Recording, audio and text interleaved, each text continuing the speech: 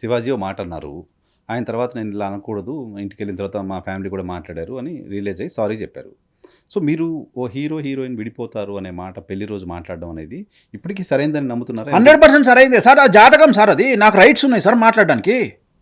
నాకు రైట్స్ ఉన్నాయి sir. As a astrologer నేను చెప్తున్నా సార్. నేను చెప్తే నువ్వు చేయాల్సింది ఏంది? నేను చెప్పినప్పుడు మేము కలిసి ఉండడానికి ఏం చేయాలని కదా నువ్వు అడగాల్సింది. ఇప్పుడు డాక్టర్ దగ్గరికి పోతే క్యాన్సర్ పేషెంట్ని పట్టుకొని నువ్వు బతుకుతావు పో అని చెప్పాడు కదా.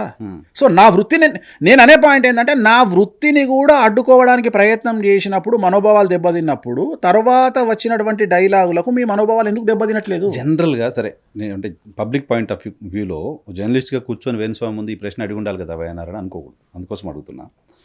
వాళ్ళిద్దరు విడిపోతారనే మాట మీరు మీకు యాక్సెస్ ఉంది, వాళ్ళ కుటుంబ సభ్యులకు చెప్పొచ్చు, వాళ్ళతో డైరెక్ట్గా మాట్లాడచ్చు. మీడియాకి వచ్చి మీడియాతో మాట్లాడి వాళ్ళు విడిపోతారనే స్టేట్మెంట్ ఇవ్వడం వల్ల ఏం ఆశిస్తున్నారు వేణుస్వామి?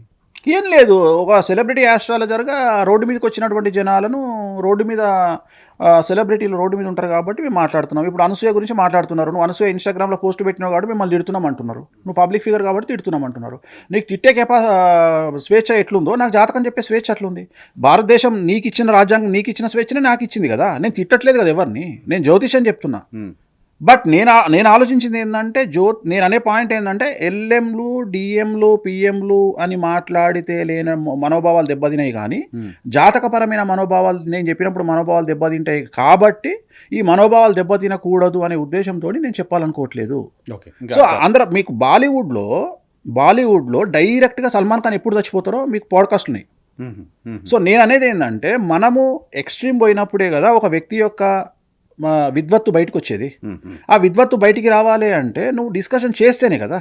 సో నేననే పాయింట్ ఏంటంటే, పర్సనల్ దానికోసము నువ్వు మాట్లాడినప్పుడు, పర్సనల్ ఎజెండా కోసం నువ్వు ఒక వ్యక్తిని నువ్వు టార్గెట్ చేస్తున్నప్పుడు సహజంగానే ఇలాంటివి జరుగుతాయి. నన్ను టార్గెట్ చేయొద్దు అని చెప్పట్లేదు. నేను సేలబుల్ కంటెంట్ కాబట్టి ఐఎమ్ ఫీలింగ్ వెరీ హ్యాపీ. ఎందుకంటే నా బొమ్మ పడితేనే 20,000 చూస్తున్నారు అంటే, నువ్వు జస్ట్ తమ్మునేల్లో నా బొమ్మ పడుతుంది 20,000 చూస్తున్నారు అంటే నేను చాలా హ్యాపీ ఫీల్ అవుతున్నా. ఎందుకంటే ఈ లైఫ్ ఎవరికి దక్కదు. ఎందుకంటే నేను కోరుకునేది, నా జీవితంలో నాకు పెద్ద కోరికలు లేవు. సో ఇప్పుడైతే వేణుస్వామి భయపడ్డట్టు వినండి, భయపడే సవ్వ మన బ్లడ్లోనే లేదు. మరి అది ఇప్పుడు వేరే సెలబ్రిటీ ఇప్పుడు నేను సింపుల్ లాజిక్ చెప్తా. 2 కుక్కలు రోడ్డు మీద చిత్తకాడితేలా పని చేస్తున్నాయి. అక్కడ నుండి తల తిప్పుకొని వెళ్ళిపోతాము. అదేమనుకుంటుంది, పంచాయతీ ఉత్సవం వసుకుండి అనుకుంటుంది. నేను అంతే.